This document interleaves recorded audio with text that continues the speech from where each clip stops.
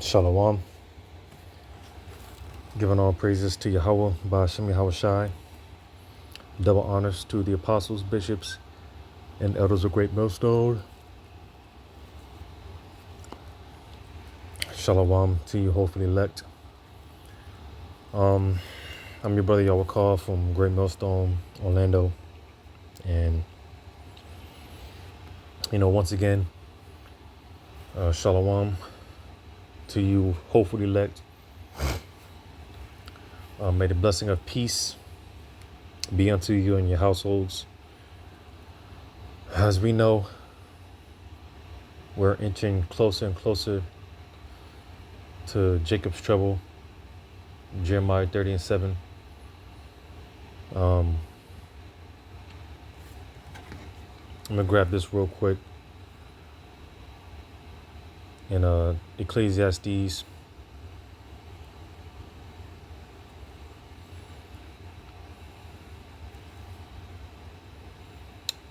Ecclesiastes 12:5.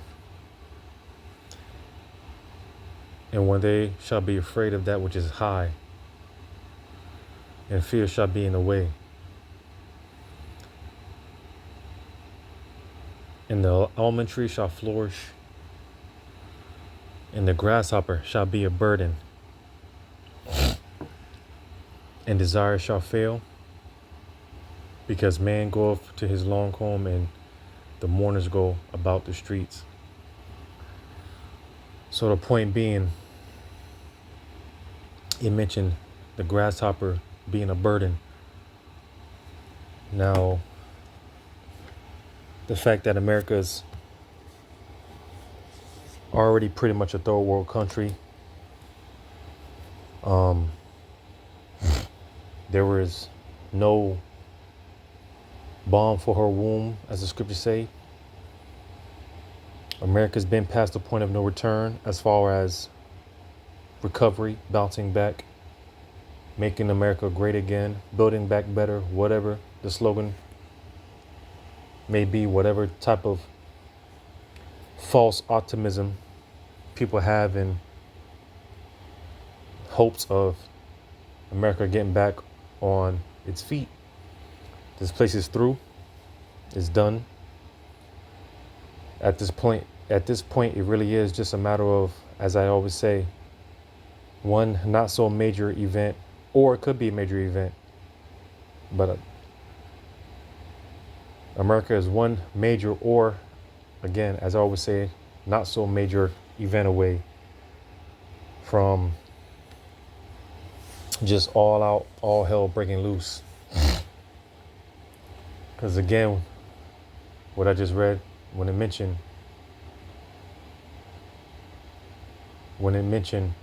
in Ecclesiastes 12:5 again, and when they shall be afraid of that which is high, and fear shall be in the way, and the almond tree shall flourish, and the grasshopper shall be a burden. So again, that's the point. A grasshopper. Now you got to think, a grasshopper is something that's very insignificant. All right.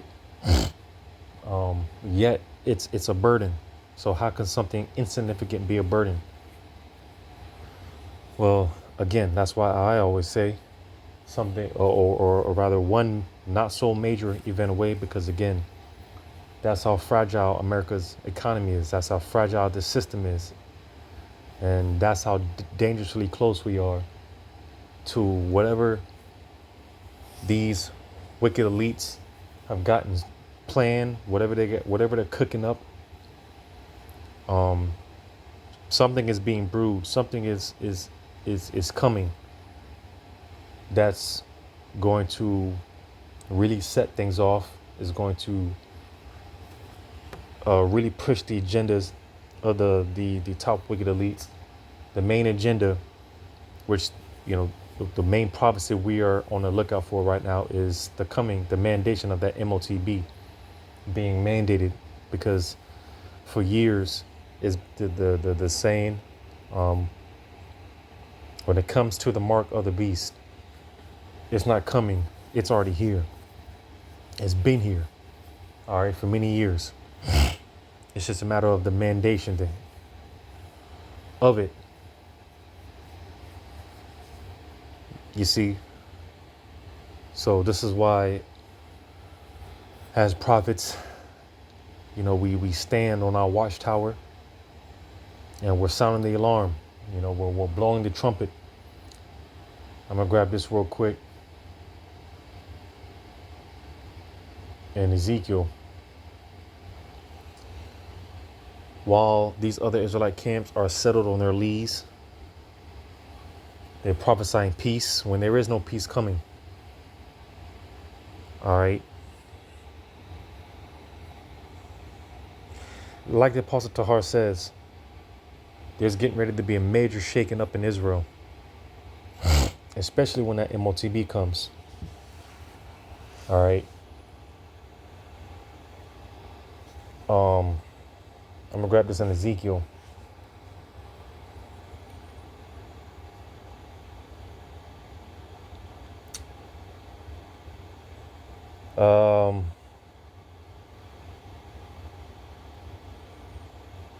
Ezekiel 21. Because again, there's when it comes to the real message that Yahweh Ba'Shem Yahushua is portraying out to his people, so-called Negroes, Latinos, and Native American Indians, West Indians, and Haitians, there's a sense of urgency that the real prophets of Yahweh Ba'Shem Yahushua are pushing out there. We're trying to forewarn our people. We are warned so that we can forewarn. That way, when the time comes, the blood is going to be off of our hands. Ezekiel 21. I'm going to start at 6.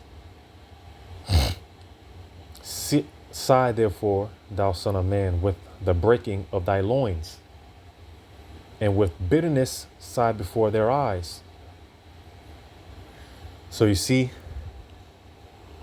because we are really trying to let our people know, it reminds me when Yahushua wept. He looked at Jake, because it tells you how Yahushua basically, roughly paraphrasing, he wept over Jerusalem, which Jerusalem is a people before it's a place. So basically, Yahushua was just looking at Jake like, man, Jake really don't know what's getting ready to happen. If only Jake knew. And going into the time before the siege of Jerusalem, Yahushua already knew what was getting ready to happen. And likewise now, again, being that we have that sense of urgency and we're able to see into the future, because to quote Apostle Gabar, you really have to have vision. You really have to be able to see into the future. You really have to be a visionary with everything that's going on, and through the spirit, power, grace, and mercy of Yahweh Ba'Shem Yahushua, we can see clearly that, hey, the train is coming, man. And with that being said, because more so, people have a problem how we present the message, how we're, and the scripture say, cry aloud, spare not. We're not supposed to cater to anyone's emotions. We're not supposed to, like I quoted, cry aloud, spare not, lift up thy voice like a trumpet. Because like I said, more so, people have a problem with the way that we present the message rather than the actual message within itself. Because of course a lot of brothers are, austere, rough around the edges, whatever the case may be. And they take offense more so in how the message is presented. Because when you read this in the NLT, it says, Son of man, Ezekiel 21:6 in the NLT, Son of man, groan before the people, groan before them with bitter anguish and a broken heart. Because listen, the train is coming, the train is coming, right? And, you're trying to let the idiot on the track know that the train is coming. But he or she has a They take greater offense in the fact that you're in the anguish of your soul. Hey, there's a train coming. The train is coming.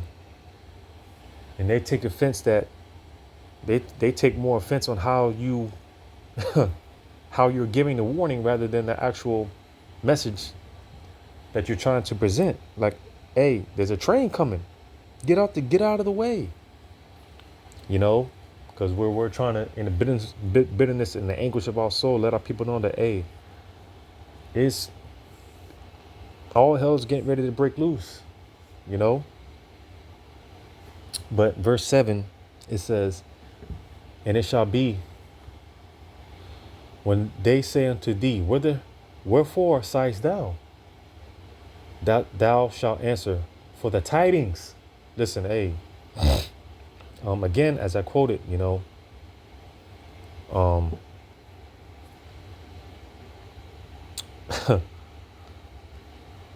like I said, for the tidings, because it cometh. Hey, it's getting ready to get bad, like I quoted, these other camps, man, prophesying a message of peace, and there is no peace coming. All right. It says, because it cometh, and every heart shall melt, and all hands shall be feeble, and every spirit shall faint, and all knees shall be weak as water. Behold, it cometh, and shall be brought to pass, saith the Most High Power. So you see, man, hey, as a matter of fact, I'm going to read that in the NLT as well. It says, when they ask, why are you groaning? Tell them, I groan because of the terrifying news I have heard. When it comes true, the boldest heart will melt with fear. All strength will disappear. Every spirit shall faint. Strong knees will become as weak as water. And the sovereign Lord says, it is coming. It's on its way. So you see, and again, ultimately the Lord is trying to warn his people. And the message comes by way of his prophets. The world is just catching up to what the prophets have been saying, the message of the prophets, starting from the apostles of Great Millstone and their elders before them. The world is just catching up to prophecy. All right. The world is just catching up to what, the warning that's been going out. Everyone's just catching up. But verse 6 again, it says, sigh therefore, thou son of man, with the breaking of thy loins. So you see, when it comes to the breaking of thy loins, hey, you pretty much got your and that's the testimony, which, testimony goes back to your testes, the testicles, which only men can, that lot was parted to the men. All right. As far as, like the scriptures say, the testimony of Yahushai, and we're in the spirit of prophecy, which is the spirit of prophet, the spirit of Yahushai is what I meant to say. But nevertheless, the breaking of thy loins, right? Like again, you're on the train, you see the idiot on the train track, and you got your hands on your loins, like, hey, there's a train coming, and we're trying to, hey, spiritually speaking, we got our hands on our loins that, hey, man, all hell is coming. All hell is getting ready to break loose. But does Jake take heed? No. And when it's all said and done, it's going to hit them like a shit ton of bricks. But nevertheless, no one can say that they didn't know. But with all that being said, I just got this video. Because again, Esau, he's planning something. He's plotting something. All right. And any day now, as brothers say, we know, understand that one day we're going to wake up. All this is going to be different. It is going to be a real dystopian. Which if you don't know what that is, man, look it up, because the scriptures say Perilous times shall come. Dangerous times shall come. Bad times are coming. And again, we're just sitting back and just waiting on that event that's going to change the course of how we live, which will usher in the MOTB. So without further ado, I'm going to play this clip. Sheriff's deputy source was told from now all the way past November, don't go out trying to fly on a plane. So this is important for you to take this into account. We got a bunch of things happening on the 6th of November, the 7th of November, the 5th of November, and stuff that's happening right now through October that lines up with something happening that's probably going to be chaotic. And we're going to break all this down, give you every piece of information so we can get to it right now. And strange thing is that they had this out, Homeland Security Conference, critical infrastructure. They was going to do this large-scale cybersecurity exercise, the 6th and the 7th, and it starts on the 5th. They came out and said something different. A law enforcement source, we talked about this a while back. Most attacks happen on a Friday. If you look back, most attacks at large went down on Friday. This here, mass casualty drills run this weekend next in Thornton. And guess what day it falls on? It falls on a Friday, November 8th. But it's not just the dates that we're looking at here. We're looking at something that's been missing, something that's ended up missing in the last course of months and stuff like that. FEMA showing people going to vote and stuff like that. I'm personally not, but the people that did go and vote, it says, just got back from voting at the courthouse. Why does FEMA have a poster up about preparing for a nuclear explosion? Now, I don't believe this is going to be nuclear. I have more evidence of what I believe is going to be, though, and I'm going to show you that evidence is going to be pretty clear after you see this, what's going on, and why would they have to prepare for this in a certain type of way. Now, if you've seen recently what happened, it was explosives put into some... Apparently, you stumbled onto a trinket of some value in my jungle. Seen recently what happened, it was explosives put into some of those voting polls, and places like Oregon and stuff like that. I believe Washington was another one. This is just the pre-phase amp-up of events. The pre-crisis communications is being implemented already as we speak. We're going to get into how that's going to be happening as well. So what happened with this November 6th and 7th situation, and why did they say, oh, automatically now we're going to have to postpone this or something like that? This is the new one that came out, 2024 Critical Infrastructure Conference, where they're going to do a large-scale situation. And they came out and said they're doing this because after careful consideration and its event production partner, Federal Business Council, 2024, originally scheduled for November 6th and 7th. It's a rapid, unanticipated rise in rhetoric and threats stemming from disinformation about purpose of the event. Its proximity to the election contributed to the decision to postpone it. This is very interesting. That means either they're going to move it forward earlier, or they're going to have to move it back slightly a few more days.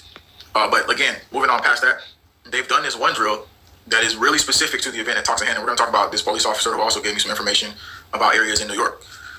Check it out, though. This is BAMC testing capabilities during citywide mass casualty exercise. I'm going to let you listen to the video clip, and then after that, I'm going to tell you what they're not telling you in the video clip and what we're probably going to be seeing, why FEMA put this poster up. Check this video out, though, first. I'll give you the actual audio where you can't check out anything first. So let's give you the audio here. All right. Here's a video clip. For a terroristic threat and bomb going off at the Alamo Dome. It's controlled chaos. Nearly 600 volunteers coming in waves, some getting dressed to be trauma victims, others calling 911 to say there's an emergency. Our goal here today is to prepare our region so that when and if we do have a mass casualty event, we can respond appropriately. Kyle Jacobson with Strax says exercises like this are rare but necessary. We see all over the country mass casualty events happen every day. Multiple fire departments, hospitals, EMS divisions, and schools are a part of this year's exercise and evaluation. The results from today will be used to improve response plans. I always approach these responsibilities as a learning opportunity. All right. We want to move into this right now. So the storyline here is that the Alamo could have an explosion. They're going to tell you, oh, well, yeah, it's an annual thing. Or they did something new in this annual thing that they didn't do in the last couple of years. So why are they not telling that? And that's interesting they haven't told that, so we're going to tell you right now the scenario. So here it is right here. It says partial collapse of the Alamo Dome, which resulted in a significant number of trauma patients. George Whipple, BAMC emergency manager. In addition, one of the train cars was carrying ammonium nitrate, which allowed us to exercise our patient decontamination capability. The scenario had several explosions, thereby creating a significant number of patients for not only us, but other hospitals in the region. Ammonium nitrate. They were told to drill for ammonium nitrate because ammonium nitrate, remember Beirut, the huge explosion? Well, we had 30 tons missing, remember, last year, so I think they was pre-staging this already. So why would they be preparing? And that's what watching this, because, you know, so much happens. So many things going on. You know, it's easy to forget things like this, because I remember this last year. You know, all this nitrate went missing. You know, so It's just one of those things that makes you go, you know, little things like this, because it's easy to forget. You know, it's just one of those things that it makes you go, where did all that nitrate go? Right? And it just makes you think, well, hey, being that we're coming up to these elections, hey, there's so many ways this can play out. There's so many factors to this. You know, this can be broken down a million and one ways. You know, it seems like the possibilities are endless. But just going to play a little more. For ammonium nitrate, 30 tons of it ended up missing. So it's only obvious they're going to do that. Where did it end up missing? This was a plant near Cheyenne, Wyoming, where it was a 60,000 pound shipment of ammonium nitrate. And ammonium nitrate, very highly explosive. So FEMA putting up a nuclear explosion sign doesn't mean it has to be that. Because inside these drills, we see that they're preparing for much more different things than that. Let's move a little bit further here. See, this year's exercise involved the train explosion next to the Alamo Dome, where a large-scale event was happening. One of the cars was notionally detonated, which caused by a significant explosion, therefore affecting the structure of Alamo Dome itself, resulting in partial collapse of the Alamo Dome. So moving, somebody say, sound like the show Jericho. So moving forward further, the ballot box had an explosive thing put in there, and the crisis response, we're going to get to that here in a second. But first, this is what was sent to me from New York. This police officer who works there, and these Masonic rituals is obviously happening, and people swearing in. That was a photo he sent me. But let's read what did here. He says, hey, Jay, here in the Big Apple, my job has put up postings for recruiting staff for hazmat. He said hazmat, female hazmat response training 2 weeks ago prior to September 5th. After range requalifications, a weirdo range instructor was unofficially posting FEMA class out of state for counterterrorism.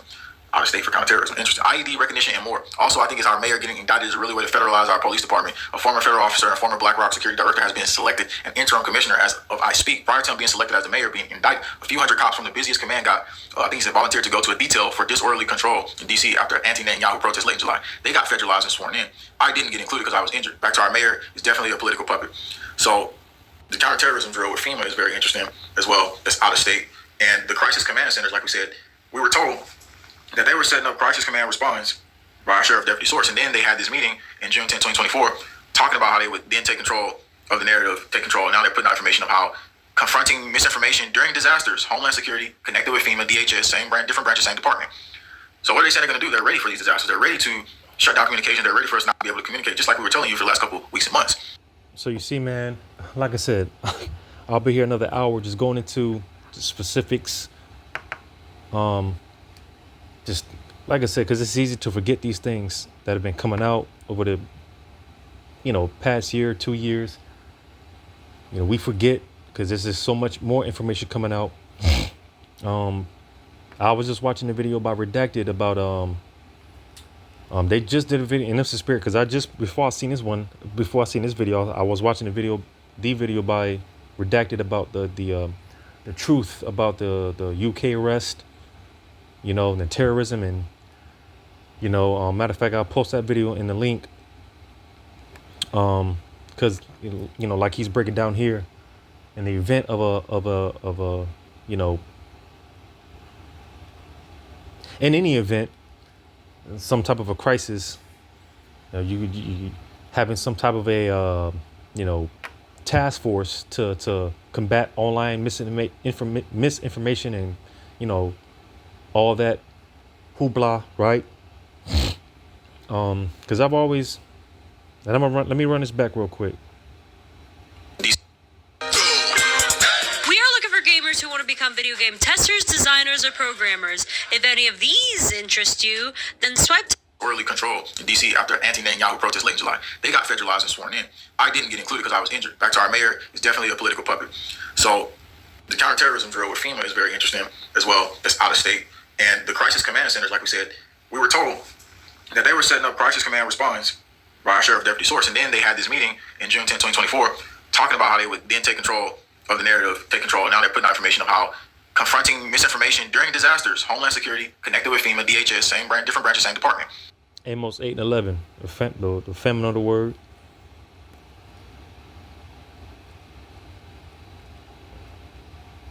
Like I said, man, there's just a lot of things that have been coming out. A lot of things coming out now, going on right now, like the blackout in Cuba.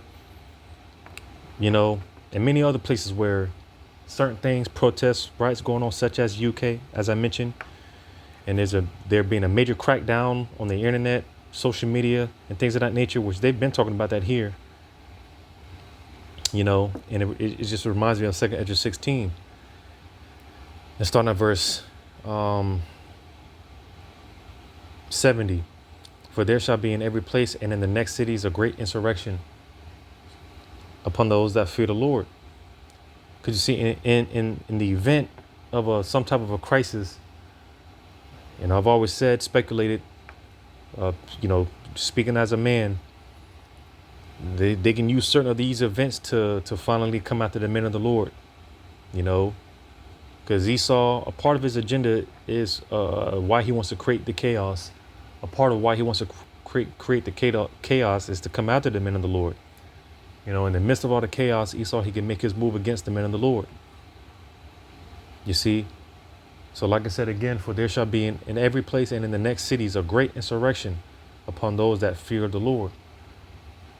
They shall be like madmen, sparing none, but still spoiling and destroying those that fear the Lord. Because with all this talk of these elections and, you know, all the, you know, possible scenarios, how this can play out, martial law being enacted, and, you know, there could be a rounding up of the men of the Lord. Because like when you read in verse 68, for behold, the burning wrath of a great multitude is kindled over you.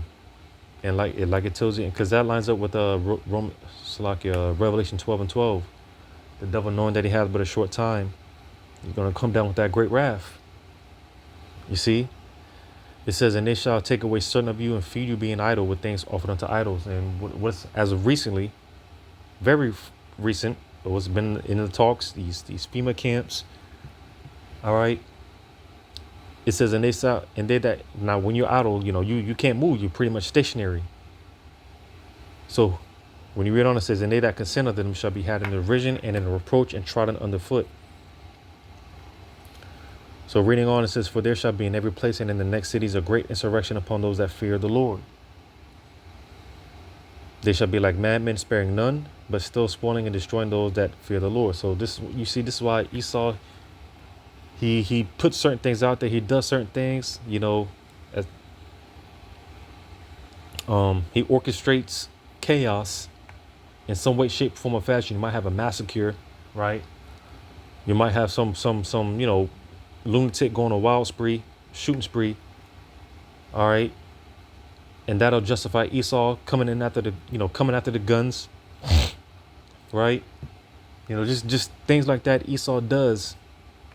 And I say Esau because, again, Esau orchestrates these types of chaoses, these crises, and it gives him justification on bringing in certain orders. All right. Unjust decrees, unrighteous decrees. You see, it says, for they shall waste and take away their goods and cast them out of their houses. So, yeah, that's the point there. All right. You know, and in the case of some type of an event, we can see a rounding up of the men of the Lord. We know persecution is coming. It seems like a lot of things are happening. But we're not, because, you know, we talk about the major prophecies such as World War III. Again, the MOTB, which is the main prophecy, but there's a lot of micro. You got major prophecies, but you got micro prophecies as well that have to take place, such as spiritual power, you know, the persecution. All right. You know, a lot of things are taking place right now, and it seems like that the persecution is right around the corner. The famine of the word is right around the corner. You know. So what are they saying they're going to do? They're ready for these disasters. They're ready to shut down communication. They're ready for us not to be able to communicate, just like we were telling you for the last couple weeks and months. First step in combating misinformation is anticipating the crisis. Communicators should recognize misinformation always arises in disasters. As throughout history, it's the rule, not the exception. We can prepare and develop forward learning strategies by anticipating its emergence, including plans for dedicated teams and dissemination, monitoring, and response protocols. They're going to respond to so-called disinformation now as a domestic agenda, which we told you. We said everything had to happen within a crisis. Everything had to happen within an event. They would then pull out their target list. Hence, I got it wrote down on paper. I keep telling you, the sheriff deputy told me, target list, we already know it. Anti-vaccine, Trump supporters, preppers, And the crisis command centers, we already know how they run. So we'll get into that here in just a second as well. Let's read just a little bit more into it, though. It says, identify trends and triage misinformation. Collaborate with respected community leaders. So there's going to be respected community leaders that they're going to work with. That are going to be playing both sides of the field to get you then intercepted by DHS operatives working as corrupt elements inside of our government. And this is going to be something that largely people are not going to be prepared for. Moving into it, though, the crisis command centers, what are we looking at here? And what happens with this crisis command once it's all set up and came to be? They have a lot more stuff coming to as well with the mass casualty management, but the most effect with what we're going to be directly dealing with was the ones I showed you already. You'll have more of this happening just recently too, mass fatality training exercise. So when FEMA in the crisis emergency activation response is happening, we told you that the sheriff deputy said, once the communications go down, they're going to be at a central location. FEMA wants to take control over the communications, involve all law enforcement training and law enforcement who chooses to step on the faces of Americans. They're going to be going out to enforce this disinformation plan during the crisis moments. They're going to be the ones. And the other intel, obviously, mass casualty, how to round up the population, this all ends up in the same coordinated plan. Now, what they could potentially do is merge in a biological event and then try to use that to round up the population as well. I mean, ain't nobody going to go quietly and silently into the night, though. So, I mean, they acting like it's a country where we don't have the ability to defend ourselves. So it ain't going to be easy. So it has to be something. And that's why, it recently came out that the DOD basically giving the green light for law enforcement to open fire, which it's been said, and I've been saying this, the scriptures tell you first and foremost, the mighty men have forborne a fight. Listen, once it gets to that point where unethical orders or I'll say unethical green lights are going to be given,